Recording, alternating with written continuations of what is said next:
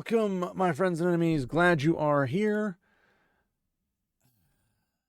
This is a topic that's been going on for a hot minute in the grand scheme of culture and society, and it's been kind of hidden since it reversed. So, for those of you who are old enough, you might remember back in like the 80s, the 90s, the early 2000s, where you still had attractive women in movies, in games, in, well, pictures, whatever, images.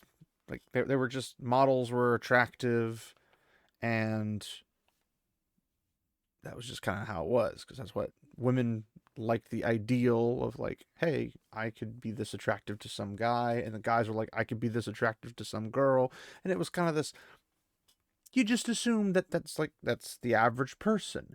And then along came some small amounts of women that were just absolutely offended by like everything. They're like, how dare you say this is what women want? And it's like, well, what do you think women want to be? And then they would show pictures of whales, particularly the big blue whales. And that's apparently what they thought, because the pictures of the big blue whales had a wig on and some lipstick. So that's where it became, over time, more culturally unacceptable to have attractive female actresses or attractive female characters, any of that type of stuff. And then when we had the whole Me Too thing, and it kind of came with the whole Weinstein stuff, and you got the Me Too movement, and people just start getting yeeted out of positions of power. People that have been pushing the concept of, attractive females, attractive males, just being normal. Like, that's the standard. That's what most people would prefer to look at, because you'd rather look at somebody attractive than somebody unattractive 9 times out of 10, if not 10 times out of 10, depending on who you are. And since then, we've seen a very steep decline in attractive women in terms of being predominant. Like, if you see a movie now, you're looking at not very attractive females. But if you go over to the men's side of things, it's intriguing, because something happened with the Me Too movement where it flipped a switch for these feminists, women, whatever you want to call them, whales. And they were upset with women being ogled or objectified, etc. And yet, when it came to men, it was okay to objectify them, because there's no such thing as double standards to them. And this mentality was something that was a bit strange at first, because you're thinking, what would happen if you treated men and women equally? What if you treated men as attractive and women as attractive? It would be pretty equal. You'd have attractive men, attractive women. Now we're at not very many attractive women, very, very few, and the men are most of the time being pursued as attractive. Like, they're wanted to be attractive even by the whales, because for some weird reason they think they have a shot. Which, I hate to tell them this, they don't. I don't know if I necessarily hate to tell them that. I mean, this is just going to be something they're going to experience, because that's how reality works. So, but one particular person was more or less hit harder than others as of late, in terms of, I mean, you have your Crims Hemsworth, you have your other types of, everyone's going, woo, whatever. But one particularly that I like, that I legitimately enjoy his acting, I enjoy his presence in movies, and he's also a nerd, so it works for me, because I'd be like, this is the dude I'd be friends with, and like, let's play games, let's hang out, let's chill, let's watch freaking Lord of the Rings marathons. Like, this is a guy, he's probably my favorite actor in Hollywood at the moment, and he's tied with Keanu Reeves, but it's Henry Cavill. So he had something to say in an interview, but If I were a woman, this would be a scandal. Henry Cavill blasts Hollywood after multiple interviews forced him to undress on camera. For a generation of moviegoers, Henry Cavill embodies the modern blockbuster ideal. Towering presence, heroic physique, and global fame cemented by capes, swords, and franchises. Yet behind that carefully engineered image lies a pointed critique of Hollywood's treatment of men's bodies, one Cavill has articulated with unusual clarity and courage. In multiple interviews, he has challenged an industry culture that, in his words, would provoke outrage if applied to women, but is still casually normalized when directed at men. Cavill's frustration centers on bodily autonomy. During press tours for Men of Steel and later for Netflix's The Witcher, the interviews frequently drifted away from the craft and character towards invasive commentary on his appearance. Questions about costumes, bodies, and exposure often eclipsed discussion of performance, preparation, or storytelling. Cavill has argued that this reduction of an actor to a visual object, however flattering it may appear on the surface, carries a quiet humiliation. In a widely discussed reflection with the Sunday Times, Cavill highlighted the cultural inconsistency in how public commentary is received depending on gender. Remarks that would be immediately condemned if aimed at women were often laughed off, or excused as harmless admiration when directed at men. Cavill acknowledged that the experiences are not identical across genders, but emphasized that disrespect does not become acceptable simply because the target is male. That imbalance has played out publicly. On set of Batman vs. Superman, Dawn of Justice, co-star Amy Adams once joked about objectifying him, a comment that went viral precisely because it revealed how normalized such behavior has become. Cavill has never framed these moments as personal vendettas. Instead, he uses them to illustrate how easily men's discomfort is dismissed. Now, the thing about this particularly that is important is you have this system where it used to be alleged that, women were taking the piss or something of that nature when it came to being the target of the male gaze, if you will. And with this came a plethora of women being like, oh, we need to protect women, blah, blah, blah, blah. And some men were like, we need to protect women. And I'm like, well, I mean, sure, you can protect women, but why only women?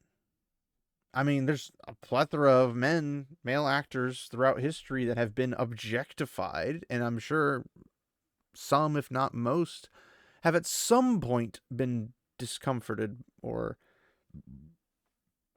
been humiliated by this. But it might be their ticket to making their money that they need to make. It's just the nature of things have changed so much where men have been objectified for a long, long time, but now it's suddenly a crime to objectify women or even look at a woman and say, you know what, that woman's just attractive.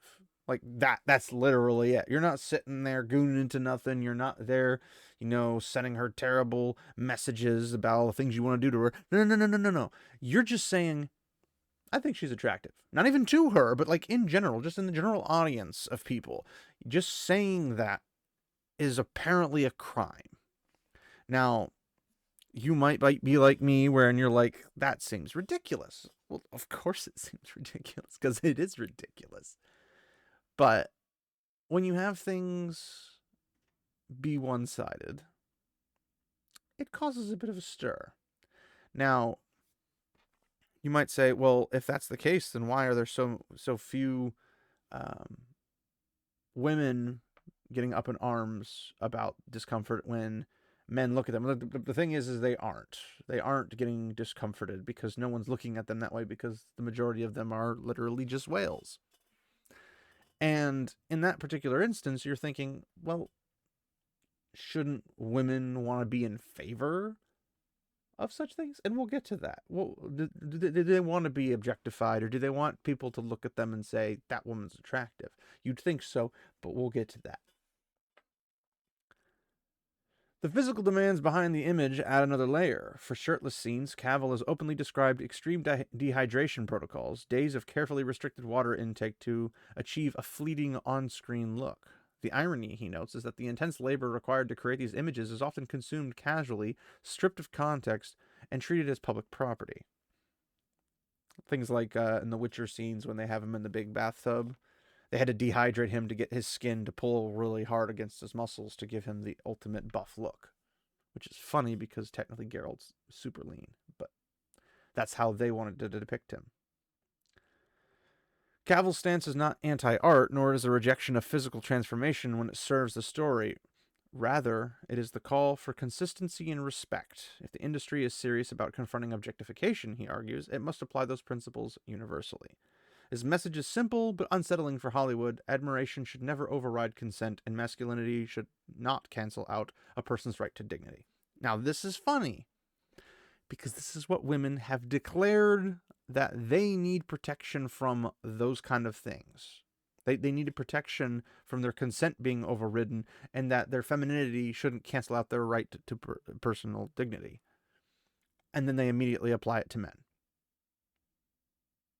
In the reverse, like they override the consent because of admiration.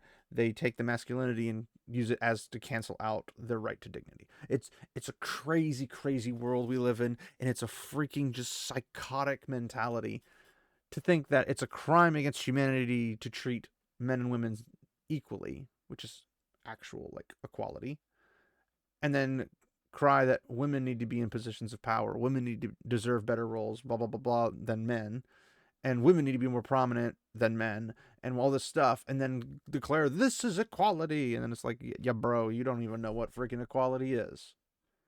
So needless to say, there has been a development in the gaming industry that is funny, because it also is the same people that want to ooh and ah and ogle Henry Cavill and people like him that are attractive men.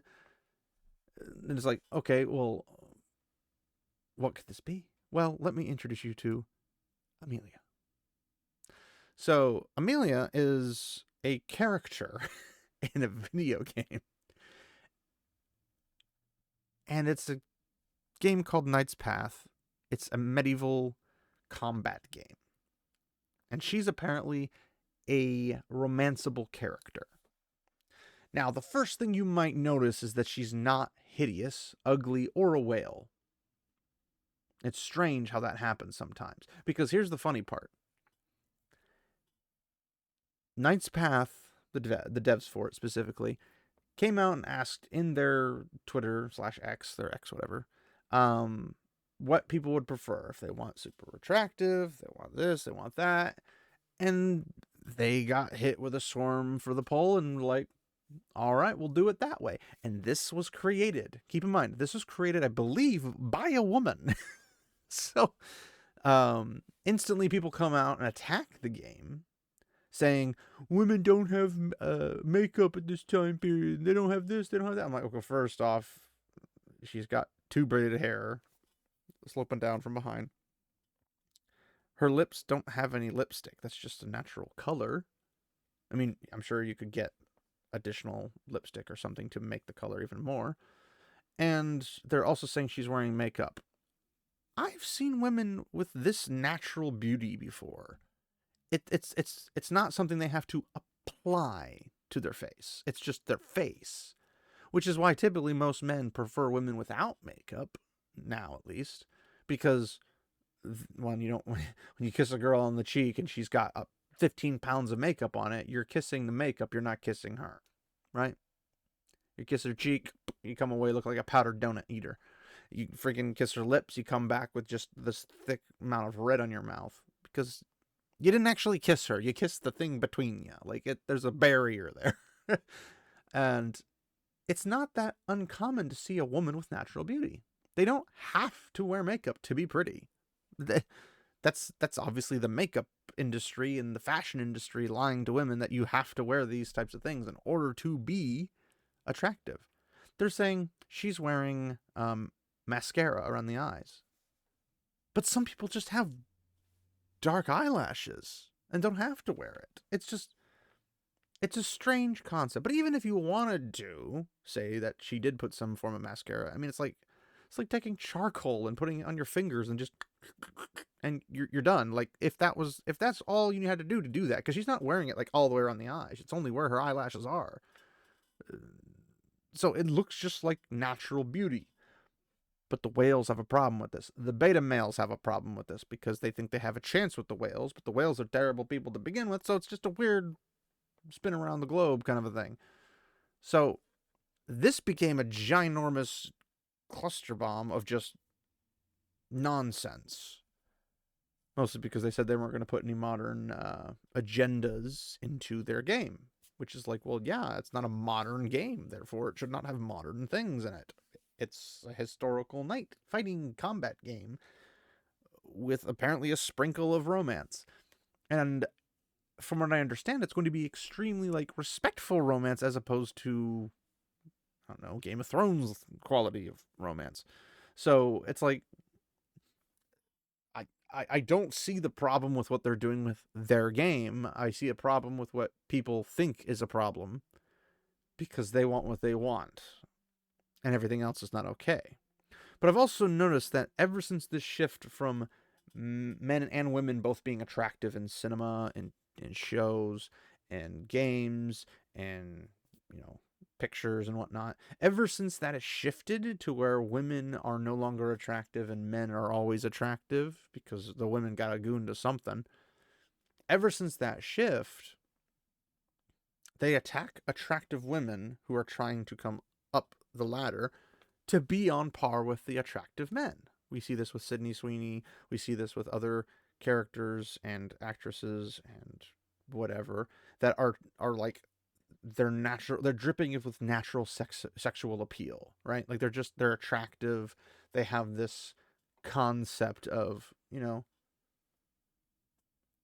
I like her, I like him. Like they're characters that are all like this.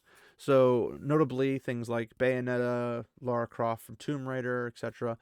Um, there's a lot of they're sexy, but they're also good at what they do, right? Like Lara Croft's not just a pretty face, a hot bod. She's awesome. Like she Tomb Raids. She is successful in gymnastics. She's successful in living her high speed life that she likes to live life on the edge and she wants that adrenaline rush. But she's like good at all of it. And it's just how her personality is. But then they're like, let's make a Lara Croft character, but we're gonna like remove her breasts. We're gonna remove her butt. We're not gonna make her a semblance of attractive anymore because we wouldn't want to offend anybody. So we're gonna just destroy a character to not offend somebody. And if you watch the cartoon that they made, she looks like a dude with a ponytail. It's not a good look. It's really not a good look. But Bayonetta, they got mad because she's not a lesbian. They got even madder when they found out she was married and has a kid. It's like, why? Well, because they don't like that. They don't like marriage. They don't like men in terms of getting with somebody. They like men to goon to if that's what their thing is, but they don't like men. They like to look at men, which is exactly what they accuse men of. They accuse men of liking to look at women, but they don't like women. They want to treat them poorly. They want to take advantage of them. They're misogynistic, blah, blah, blah. All that kind of stuff. It's silly, it's ridiculous, and it's projecting, which is the funniest part. Now, there is another character that is also being treated a particular way, but it's from a different culture. So you might understand why it's being treated differently. And here we are. Resident Evil Requiem. Women in particular were pretty strict when reviewing his design. Resident Evil Requiem director says, Hot Uncle Leon S. Kennedy has many fans at Capcom. Oh, wow. Look, a man being objectified by women, but this time it's because it's in a different country. A design that would make anyone's heart throb.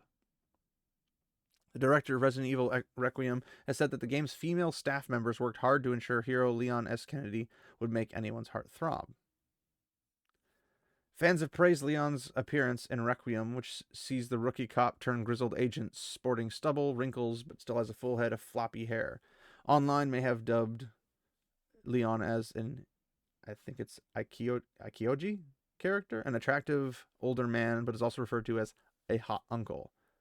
And it's this definition which now is put to Requiem's director by Automaton. Here's a little picture of him. We spent quite a lot of time polishing Leon's visuals, director Koshi Nakanishi said when asked about Leon's Ikioji status. Leon has many fans among Capcom employees, and women in particular were pretty strict when reviewing his design. This is him in the game. They would point out and comment on even the finest details, like the wrinkles on his neck, Nakanishi continued. When I mentioned that story in the past, a female fan told me the women developers at Capcom did a really good job. He laughs. Throughout the development process, Leon was thoroughly refined, and I think we managed to come through with a design that would make anyone's heart throb. Leon was finally revealed for Resident Evil Requiem late last year, following months of teasers, rumors, and speculation over his appearance. The returning hero of Resident Evil 2 and 4, and a bit of 6, Leon will feature an action-heavy gameplay that will contrast with the quieter, horror-led sequences that future series newbie Grace Ashcroft. How have the years treated Leon? Is he still pining for Ada? Will he be given a happy ending after nearly 3 decades fighting zombies? And what is going on with that ominous-looking mark on his neck? All these are questions that Requiem will hopefully answer, as well as just providing us with all the more eye candy. Keep in mind, this is a dude that wrote this. Tom Phillips. So, in his eyes, this is eye candy. Now, don't get me wrong. Leon's a boss. He's awesome. He is a good-looking dude. He's a dude that a lot of guys would be like, man, I wish I looked like that. Because, I mean, he's a chick magnet, but he's also just, he's skilled, he's smart, he's dangerous. Every staff member had their own interpretation of Leon's 30-year-long history, so they would tell me things like, Leon would definitely not act like this in this kind of situation, Nakanishi continued. So there were more opinions about what he's like on the inside compared to his looks. And after many discussions, we were able to settle on something that clicked for us. When players see this Leon in the game, hopefully they will be able to find their own interpretation of him as well. Ironically, the West is a little different because they would see Leon and say, oh, he's somebody for me to goon to, or how dare you have a man who's not subservient to women and blah, blah, blah, blah, blah, all that kind of stuff. It's a very, like, the West is screwed beyond belief at this point. Resident Evil Requiem launches on February 27th. We just got a final hands-on look at Leon in action. Do you like tense survival horror? It's here, IGN wrote. This is an IGN article, by the way. Pats himself on the back. Want to go all guns blazing with intense action and quip-obsessed hero? You get that too. Do you prefer playing Resident Evil games in first or third person? Doesn't matter, you can do either. All these choices, along with my fears of a jarring play experience being mostly squashed, make it easy to believe that Capcom's bold move to have its cake and eat it is going to pay off in a big way. So, we get ourselves the Leon S. Kennedy, the hot uncle as he's referred to, and I'm not sure what they think.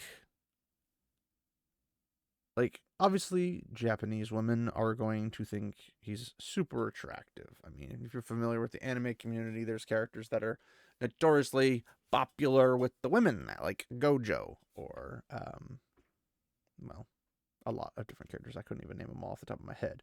But there are quite a few that they're considered heartthrobs, they're considered super popular. But the fact is that the Japanese women will at least come at this and say, you know, we want to see the wrinkles on his neck. We want to see him age like fine wine. We want to see a lot of these aspects that you don't normally think of. And then they pour so much effort into his personality, into his actions, how he would do things in general. And I feel like that's not something we get in the West. We get your eye candy and that's it. There's no personality, there's no anything. It's just you're treated poorly if you're a man and attractive, as Henry had said prior. So it's weird to see the complete extremes of Amelia's character being a natural beauty, just natural beauty. And it's a crime to the same people who want to make eyes at Henry Cavill. And then you have Leon come out and they're like, well, we want to make eyes at him too, but we actually care about his character. We want him to be hot. We want him to be this, that, and the other. And I don't have a problem with them wanting to be an attractive character. It's better than him being an unattractive character, quite honestly. Because, I mean, I don't want to play a game where my character's hideous. Even if it's a dude. Like, I'm just like, I don't want to look at you. I want you to disappear. I'm going to mod you out. I want something. I want an Escanor or something type character or a Goku character to stare at, because I'm like, at least I can look and say, I have aspirations for this. I want to look like that someday. Probably not going to happen. I can almost guarantee it won't happen. But at least it's not disgusting. It's not slobbish. And I don't know. It's women are strange creatures sometimes, and they have a very weird way of doing this. Now, it doesn't mean that every single woman's on the whole, like, let's just make Henry Cavill and Leon S. Kennedy eye candy. And that's not what I'm saying. I'm saying that the small vocal minority, they're vocally a majority, but they're a small minority.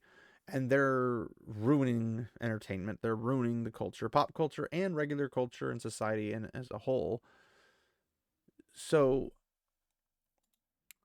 what do we do? How do we deal with this? Is there something that we can do? Unfortunately for Henry Cavill, he gets put in a lot of really bad movies, so he needs to get rid of his agent. But even the ones he does get into that he wants to, like The Witcher, he's treated poorly by the whole showrunner staff, by just the company in general. Like, he's just treated like he's a piece of meat, which is the very thing women claim they don't like being treated like. And then when it's done to a man, they stay absolutely silent. There is no Me Too for Henry Cavill, especially when the showrunner and or other women on set make comments about him that make him very uncomfortable or humiliate him. Funny how that works. So the only thing I can think of at this point is to support games that respect men and women in some capacity. Yes, you're going to have gooners. You're going to have people who are like, ooh, she's really hot. It's like, well, yeah, that's a natural instinct. Guys like attractive women. Girls like attractive women. Guys like looking handsome and attractive for women. And women like men that are attractive and handsome for them. It's just a natural thing. So, well, it's just art, or it's just a picture, or it's just a fake character. Yeah, but it doesn't mean you can't enjoy it. I mean, you think women read romance novels because they respect men? Like, no. They read it because they want to feel a particular way, and they feel the character in that is actually doing that to them. That's why. But apparently if a man does that, that's a problem. And it's like, well, maybe your standards are the problem. Maybe it's just both can be true. You can treat women with respect and have them be attractive and or hot, or have their personalities be more than just huge tracts of land. You can do the same thing for guys too.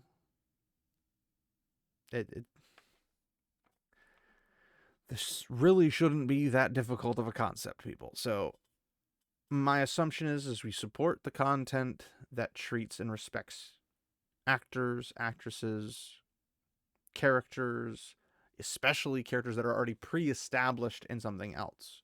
Because if they treated Leon S. Kennedy as a complete loser who didn't know what he was doing, and he was just kind of there, and he was always in the way, and he's always slowing down the female character, I wouldn't want to support that, because it's bad. It's the simplest way to say it. It's bad. It's not good. So why would you support that in movies? Why would you support that in books? Why would you support that in music? Why would you support bad behavior towards people? Especially when you're like out here going puritanical on people saying, well, if you think it's okay to look at a woman and say she's hot, you're evil. It's like, okay, you're overextending way too hard, and you're not putting any effort into understanding biology exists. You're not making that go away. People have to want to choose to, quote unquote, sate your expectations of them, but they don't have any desire to, because they see how you behave. But even if that was the case, It's still not wrong for a woman to be attractive. It's not wrong for a man to be handsome. It's not wrong. It's just some people think that's all they want about a game. It's like, well, no. Resident Evil is a fun series in general, and the characters can be attractive. The story can be fun, and the characters can be smart. The graphics can be good, and the game mechanics are a pleasant experience. It's not mutually exclusive. You don't just have to take one and throw out the others. It's not that way. You can have your cake and eat it in these situations. It's the funniest thing, because normally you can't, but you can in this situation. If Henry Cavill comes out with his, whether it be his Warhammer show or if he's in another film or something, and he's in a position where he's a super attractive guy, but he's treated with respect, he's treated like he knows what he's doing, even if he's a bad guy, like in Mission Impossible, like, he's still treated with respect. He's treated like he's powerful, not like he's a loser. He's treated like he knows how to fight, not like he's just a wimp and a coward. He's treated like, oh, he's a good-looking dude, not like he's a hideous person or whatever the case might be. Like, you can treat him with respect. If you can do it for women, you can do it for men. And if you can do it for men, you can do it for women. It's not very difficult. Now, in certain situations, like in Bayonetta's case, she's hypersexualized because she hypersexualizes herself. That's her character. Doesn't mean she's running off to sleep with everybody. Again, she's married and has a kid. But she's very sexual about herself. And if you ever play or watch play of Bayonetta, you'll understand that's just her character. So we'll see from there what it's like. But thanks, guys, for sticking around. I'm hoping this will not be a complete failure of a video. I know people get really antsy when it comes to this kind of a topic, but hopefully you understand what I'm saying. If you don't, leave a comment below and I'll try to elaborate a little bit better. It's very difficult to do when there's so many places to point in the story. So, yes, my dog is freaking out as usual. So, thanks everybody for your time, and check the description for socials. Check it for other YouTubers to check out, and also check for businesses to follow and check out. So, thanks everybody. Remember, my friends, walk in the light.